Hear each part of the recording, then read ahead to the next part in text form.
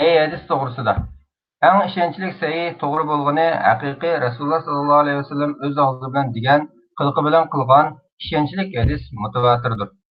Ya'ni bizga Qur'on Karimga o'xshash ishonchli holda yetib kelgan hadis ko'p joylarki ko'p kishilar o'xshash so'zlagan, o'xshash xotirlagan, ularning yolg'onga ittifoq qilib bilishi, oldin deyishilishi zodi mumkin bo'lmagan hadisdir. Xuddi butun dunyoda birdek o'xshash berilgan xabardek. Mutawatir hadisga bir misol. Rasululloh sallallohu alayhi vasallam ishga o'tib kimasi qilgan Hasan Basri Rasululloh rahimahulloh bu xabar, bu asar, bu hadis 70 sahobaning og'zidan o'xshash birdek so'zlangan dedi. Mutawatir hadis Qur'on oyatiga o'xshash bo'lib, tanig'uvchi kofir bo'ladi. Bunday hadislar Suyutining Qutubul Azhar, Imom Kattanining Nazmul Mutanasir min hadis mutawatir degan kitoblar to'plangan. Bu kitobning tarjimasini nashr qilinib bo'ldi. Ondan qolsa mashhur hadis. Bu xil hadis mutawatir darajasiga yetmagan, ammo 3 dan ko'p kishilar birdek o'xshash so'zlaydi. Lekin bu mashhur hadisdan ikkili kishi, ikki isnod, ikki ravidan so'zlangan aziz hadisdan ravisi boshdan oxir birli bo'lgan g'arib hadislardan sahih emasan, ham zaif, hatto yolg'onlarim bo'ladi. Ma'lum yolg'on so'z kang tarqab ketsa, tildan tilga ko'chib yursa, mashhur bo'laveradi.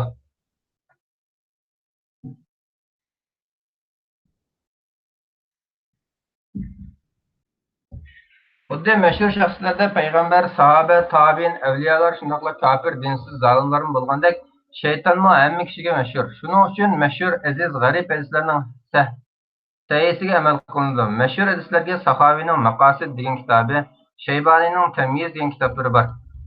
Haqiqiy sahih hadis, ya'ni Rasululloh sallallohu alayhi vasallam o'z og'zi bilan degan yoki o'zi qilgan rost to'g'ri sahih hadis degan. Isnod toshqan bo'lish. Ya'ni hadisni yozgan Buxoriy, Muslimdagi katibdan boshlab uning sheyxi, andin sheyxining ustozi, andin atba, andin tabiin, andin sahoba, andin Rasululloh sallallohu alayhi vasallam mundaq qilgan degan hadis. Katibidan boshlab Rasululloh sallallohu alayhi vasallamga söylengan yo'l isnod toshqan bo'lishi lozim. Agar isnodidan sahoba uzilib qolsa, u chog'da hadis mursal zaif bo'ladi. Tabiin yoki keyingi ravi uzilib qolsa, mu'zil zaif deyiladi. Onun ustiga hadis ishonchli, e'timodli kishilarga zid xilof rivoyat qilinsa, bu hadisni shaz, zaif deymiz. Hadisning sahihligi to'g'risida illat, ayib bo'lmaslikka so'z qilmaslik lozim. Hadisning raviylari musulmon, balog'atga yetgan, aqlli bo'lishi, fosiq, fojir emas, odil, taqvodor bo'lishi shart. Mukammal, kamil yodlash qobiliyati bo'lish, erishib qolmaslik lozim. Hadisning sahih bo'lishi uchun 5 shart lozim. Birinchi, katibidan boshlab Rasululloh sallallohu alayhi vasallamga isnod yo'l tutashgan bo'lish. Ikkinchi, raviylar ishonchli, taqvo, odil bo'lish. Uchinchi, mukammal yodlash. To'rtinchi, illat ta'na tepilmaslik. Beshinchi, ishonchli kishilarga zid xilof bo'lmaslik. Mushu 5 shartning birasi tepilmasa, u chog'da hadis sahih bo'lmaydi. Masalan, katib muhaddis Imom Buxoriy mundaq deydi: bizga Abdullah ibn Yusuf hadis so'zlab berdi. U deydiki, bizga Malik ibn Shihabiddin xabar qildi. U Jubayr ibn Mutimdan Dasr radhiyallohu anhudan ben Rasululloh sallallohu alayhi vasallamning sham namozida suyrat turini o'qigandan olgan edim. Mana bu hadis sahih. Chunki katib Buxoriy rahimahullohdan boshlab Rasululloh sallallohu alayhi vasallamga söylengan, tutashgan yo'l uzuk emas, raviylari odil, taqvo, ishonchli. Buxoriy rahimahulloh mukammal yodlaydi. Sahih, ishonchli hadisga yoki kishilarga zid xilof emas. Mana shundoq sahih hadisga amal qilish, hujjat, dalil isbot qilish barliq hadis olimlarining ijmoga ittifoq kelishi bilan vojibdir. U shariat, islom qonun, prinsip manbalaridan birisi hisoblanadi. Aqida, ahkam, halol harom masalalarida hujjat, dalil isbot qilinadi.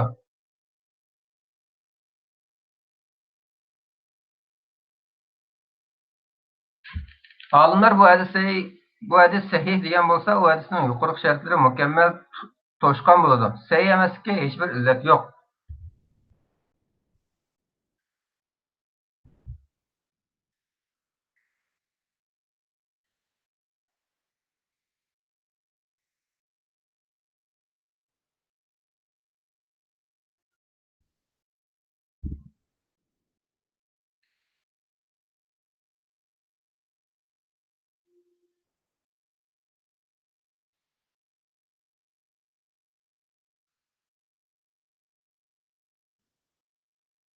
Agar bu hadis sahih emas desa, yuqorqi 5 shart to'shmagan bo'ldi. Barliq hadis imomlari, fiqh imomlari va butun musulmon mo'minlar Allohning kitobi Qur'ondan qolsa Sahih Buxoriy bilan Muslim eng ishonchli sahih deb ittifoq keldi va qabul qilib, hujjat dalil isbot qilib amal qildi.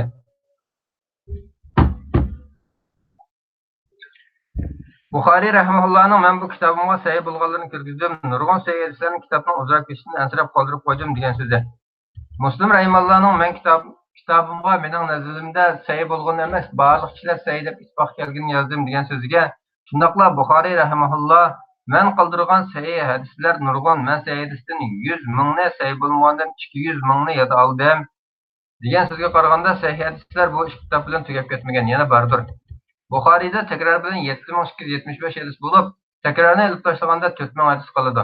Husaymin rahimahulloh Rasululloh sallallohu alayhi vasallamga la isnodi yo'llangan sahih hadislarni takrorsiz 2602 hadis degan.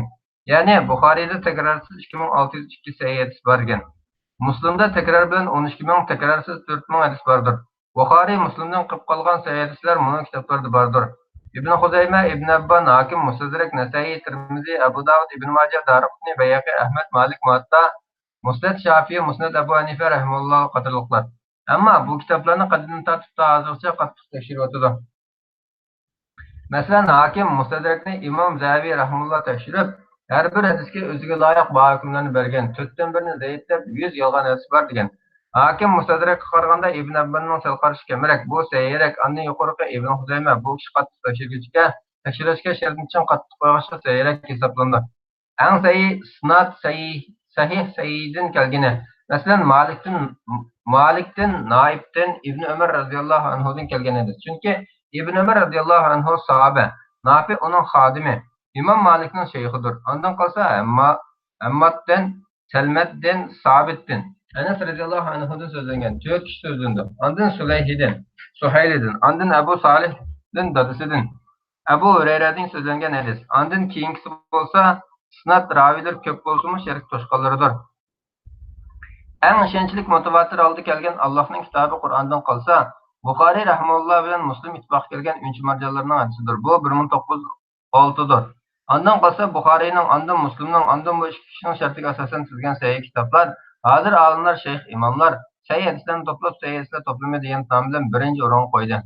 Mana hozir Buxoriy, Muslimdagi sahih hadislar to'plagan barliq sahih hadislarni o'ziga olgan. Sahih hadislar to'plami tarjima qilindi. Umum soni 8200 dan oshdi.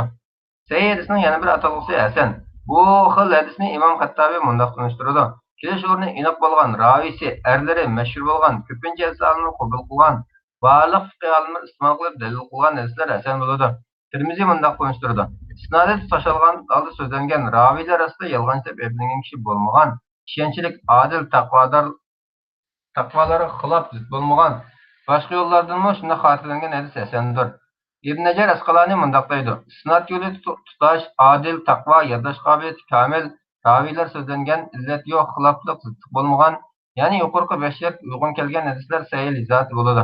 Agar yodlash qobiliyati sal tuvan bo'lsa, u chog'da hadis hasanul lizzat deyildi. Hasan hadisni tunishtirishda Ibn Hajarning so'zi tanlandi. Ya'ni yodlash qobiliyati sal tuvanroq bo'lgan, qolgan shartlar sahih hadisga uyg'un bo'lgan hadisdir. Hasan hadisning hukmi sahih hadisga o'xshashdir. Amal va hujjat dalil isbot qilinadi. Barliq fiqhshunos olimlar bu xil hadisni dalil hujjat qildi. Jannatning ochqichi qilich soyasi ostida degan hadisni Tirmizi hasan degan. 4 ravisi ishonchli, komil, hafiz degan. Ja'far ibn Sulaymon degan kishining hadisi hasan darajada ekan. Shuning uchun sahih matnni hasanlashgan. Agar Tirmizi rahimahulloh bir hadisni hasan ham sahih degan bo'lsa, bu xil atalgan qanday tushunamiz? Eng yaxshi javob Ibn Hajarning javobi. Bu javobga Imom Suyuti rozi bo'lgan. U bo'lsa-mu hadisning ikki isnodi bo'lib, birisi sahih bo'lsa, yana birisi hasan darajalik. Agar bir isnodi bo'lsa, ba'zi qavmning nazarida sahih bo'lsa, yana bir qavmning nazarida hasan bo'ladi degan. Bag'aviy Masabihning hadislarini taqsim qilishda mundaq degan. Buxoriy, Muslimning hadislarini sahih degan. Nasai, Tirmizi, Abu Davud, Ibn Majahning hadislarini hasan deb aytgan. Bu barliq muhaddis ilmlarining qarshilig'iga uchragan, xato atalg'i bo'lgan. Chunki bu 4 kitobda sahih emas, zaif, munkar, hatto atal yolg'on hadislar bordir. Shuning uchun Ibn Salah bilan Imom Navaviy ogohlantirib mundaq degan. Masabih degan kitobni o'qigan odam chuqur hadis bilan bilishi lozim. Hadis atalg'ular degan fandan xabar bo'lishi lozim degan. Shuning uchun Mishkatul Masabihning bosh tarafiga shayx, muhaddis Dehlevining hadis ilmlari kirgizilgan, lekin bizning turk jahil mollalarimiz bu ilmdan xabari yo'q. Hatto kitobning muqaddimasini qo'yib, naq hadisni o'qitadi. O'quvchilar zaif hadis, yolg'on hadislarni ayira olmay gangiraydi. Hadis kimga deblam e'tiqod va amal qilib azadi. Shuning uchun bu fanga ko'ngil bo'lishimiz lozim. Shayx Albani rahimahulloh maqsad qilib tekshirib mishkatning zaif hadislarni ayirib bergan. Men bu asarni tarjima qilib bo'lgan nashr qilinadi deyman. Hatto maxsus mishkatul masabiqning yolg'on hadislar nomli kitoblar bor. Bu xil yolg'on hadislarni biz yolg'on hadislar to'plami bezib bo'lgan jigandan ochdik deyman. Mishkatda zaif munkar yolg'on bo'lib 830 hadisni zaif hadislar qatorida tarjima qilib bo'lgan edi. Mana endi xotirjam o'qinglar, lekin shu kitobni amroq qilish shartdir. Hasan hadislar to'plamiga maxsus kitob tuzilmagan, chunki bu xil hadis sahih hadislar to'plamiga kirib ketadi. Lekin Tirmiziyda bu xil hadis ko'pdir. Tirmiziy rahimahulloh alohida hasan deb hukm qilgan. Abu Davud Dariqutnida hasan darajalik hadislar ko'pdir. Hasan hadis yo'llari ko'payib, kuchlanib, o'zining kuchli yana bir yo'ldan xotirlanib, boshqa hadisning yordamida sahihul g'ayri li g'ayrihi degan nom keltirildi. Bu xil hadis hasan hadisdan yuqori bo'lib turdi. Mursal, muallaq degan zaif hadislar yo'llari isnod ko'payib, kuchlanib, zaif sabab illatlar yo'qolib, hasanun lil g'ayrihi degan uni keltirildi. Bu xil hadis sahih hasan hadislarning tuvan turdi, ammo yana maqbul qabul qilinib, amal va hujjat qilinadi. Endi biz nasikh mansukh hadislarni so'zlab, ondan Shayx Muhaddis Muhammad ibn Salih Husaymin rahimahullohning hadis ilmi tadqiqot kitobining sahih hasan hadislarni to'g'risida so'zlab beramiz. Nasikh mansukh deganimiz Alloh va Rasululloh ma'lum hikmatdan ilgari hukmni amaldan qoldirib, yana bir hukm chiqardi. Amaldan qolgani mansukh, kuchga hukm nasikh deyiladi. Bu xil ahvol Qur'on hadislarida bor bo'lib, barliq olimlar ittifoqqa kelgan. Maxsus Qur'on karimning nasikh mansukhlari, hadislarning nasikh mansukhlari uchun kitoblar yozilgan. Bu kitoblar tafsir, hadis plastinkalari va shu kitoblarda mavjuddir. Hadisning nasikh mansukhlari mundaq qilinadi. Birinchi, Rasululloh sallallohu alayhi vasallamning so'zi bilan tonildi. Masalan, Mi'raj hadisida 50 vaqt namoz, 5 vaqt namoz tushirilgan. Qurbonlikni 3 kundan ortiq saqlab yeyishni to'sib keyin ruxsat qilgan. Bir qism qochqozlarda ichimlik suv ichishni to'sib keyin ruxsat qilgan. Qabrni ziyorat qilishni to'sib keyin erlarga ruxsat qilgan. Qiblani Makkaga cho'rish qatorliqlar. Ikkinchi, sahobalar so'zi bilan tonildi.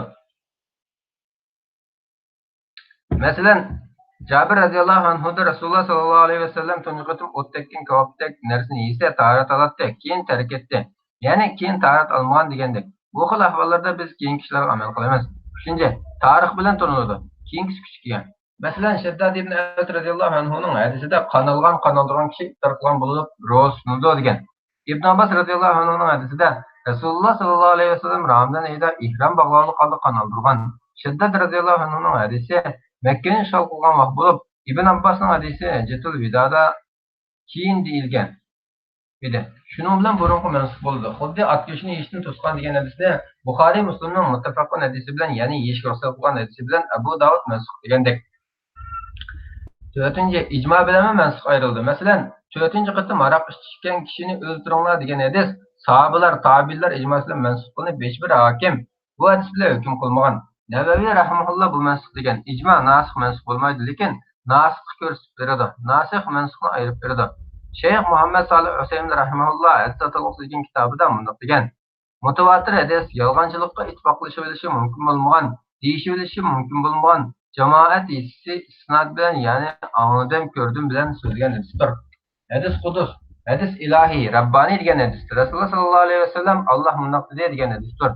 Bu xil hadisning martabasi Qur'on Karimdan tuvan. Rasululloh sallallohu alayhi vasallam hadislaridan yuqori turadi. Rasululloh sallallohu alayhi vasallam hadislari lafzan, ma'nan Rasululloh sallallohu alayhi vasallam mansub qilinadi.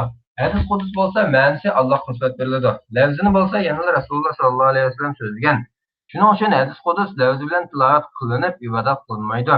Namozda qiroat qilinmaydi.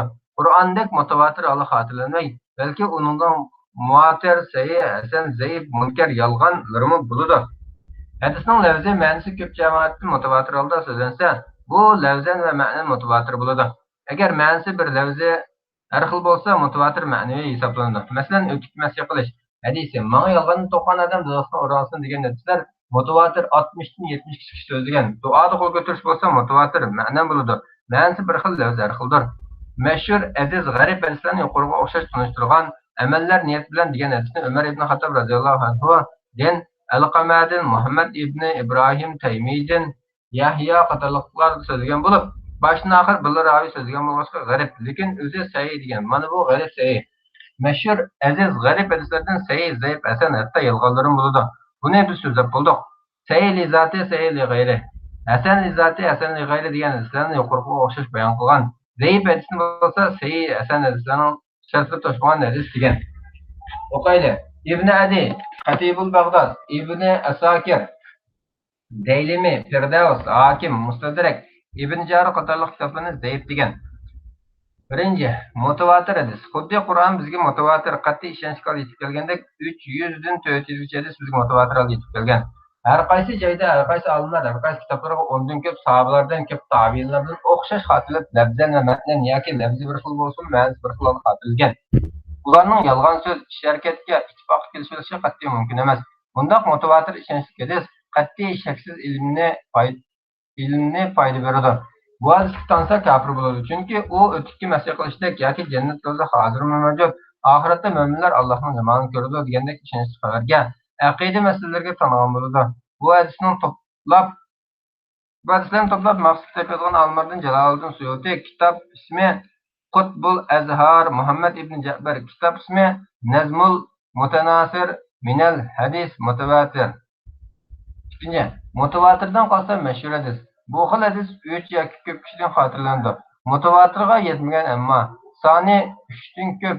Bu hadismi yana sahih zayif deb ayriladi. Üçüncü, aziz hadis. Bu hadisning ravisi 2 bir-birini kuchlantirdi. Bu ma'nolar tadqiq qilinib tekshiriladi. Sahih ya hasan bo'ladi, amal qilindi. 4. G'arib hadis. Bu xil hadisning ravisi boshdan oxir birla, xuddi niyat hadisda amallar niyat bilan yangi hadisdek, ammo bu hadis sahih amal qilindi. 5. Sahih hadis. Xuddi Buxoriy, Muslimda bu xil hadis adil, ishonchli, taqvo, asl qobiliyati yaxshi, yodlash qobiliyati yaxshi, olim raviylar to'plab qilgan hadisdir. Oyat yoki sahih hadisga muxolif emas. Hasan darajalik hadis qo'llashga erishib, yo'llar ko'payib, sahih darajasiga ko'tarildi. Bu xil hadis sahihul li g'ayri deb ataldi. Sahih hadisga o'xshash ma'lum qilindi, hujjat va amal qilindi. 6. Hasan. Bu hadis xuddi sahih hadisdek shartlar bilan xotirlanadi. Farqi yodlash qobiliyati sal yengil, amaliyotda isnodi Rasululloh sallallohu alayhi vasallam tutash, ravisi adil, ishonchli kishi bo'ladi.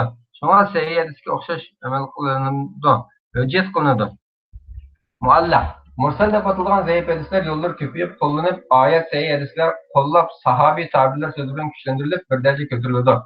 Bu hadis hasanun li g'ayri deyildi. Bunda hadisga hasan hadisga o'xshash ma'lum qilinadi, hujjat va amal qilinadi. Bu xil tadqiqotni hadis ilmi tadqiqot degan fanni obdan egilib, tarixni yaxshi bilib, ko'plab kitob material ko'rish orqali ilib bo'ladi. Bo'lib sahobiy tabiinlardan tarixni bilmasa, zaman, makon, safar tarixini bilmasa mumkin emas. Shunga biz muhaddis olimlarimizga tayanamiz. Agar ikki hadis bir-biriga zid muxolif to'qishib qolsa, buni qanday qilamiz? Ya nasih, ya'ni kichik ega mansubni amaldan qolgan degan masala bilan band qilamiz. Buni biz Rasululloh sallallohu alayhi vasallamning o'zi deb berishi bilan yoki sahobalarning aytib berishi bilan yoki tarix ilmi bilan baldur keyin qilish bilan yoki olimlar, muhaddislar birlik kelib ijmo qilish bilan ayirib qilamiz. Kichik ega nasih hadisga amal qilamiz yoki zid to'qashgan ikki hadisning oraliqini yarashtirib, birlashtirib amal qilamiz. Masalan, kasal yo'qish yo'q degan hadisni am deb turib, Jozam teri keslik, chiqaq, vaba keslik va boshqa kasal deb kasal yo'qolgan hadislarni xos, ya'ni amdan xosini chiqarib o'tish. Yoki Rasululloh sallallohu alayhi vasallam arab jahiliyat urf-odatiga qarshi shundoq degan. Ya'ni ular kasalni o'zini yo'qoldi deb qaraydi. Biz kasal Allohning qazosi qadr bilan yo'qoldi, o'zini yo'qolmaydi deb qaraymiz. Mana shundoq. Bu xil ziddiyatni olimlar 6 xil chora amal bilan birlashtirgan. Hadis orasini 60 xildan ortiq birlashtirish, yarashtirish choralari bor bo'lib, albatta avval Qur'on, ondan mutawatir, ondan sahih, ondan hasan, ondan yo'llari ko'p, ishonchli qilingan hadisga amal qilinadi. Isnodini, matnisini tekshirib amal qilinadi. Ondan usul qoidasi bo'yicha yarashtiriladi. Agar olim unutib qolgan bo'lsa, aslitiladi. Ishonchsiz qolgan bo'lsa, dalil isbot bilan sahih ishonchli qilinadi. Mansubga amal qilgan bo'lsa, nasni aldab qo'yiladi. Agar zaif hadisga amal qilib hukm chiqarib qolgan bo'lsa, oyat sahih hadis aldab qo'yiladi. Xato tushunib olgan bo'lsa, to'g'risini, haqni bayon qiladi. Yolg'on hadis, afsona rivoyatga esib olgan bo'lsa, oyat sahih hadisni aldab qo'yib rad qilamiz. Şunun bilan ziddiyat, ixtilof butunlay yo'qolib ketdi. Xuddi Qur'onda ixtilof, ziddiyat bo'lmagandek, sahih orasida ixtilof, ziddiyat yo'qdir. Ixtilof ijtihodiy tushunchada bordir. Biz endi zaif hadislar to'xtalamiz.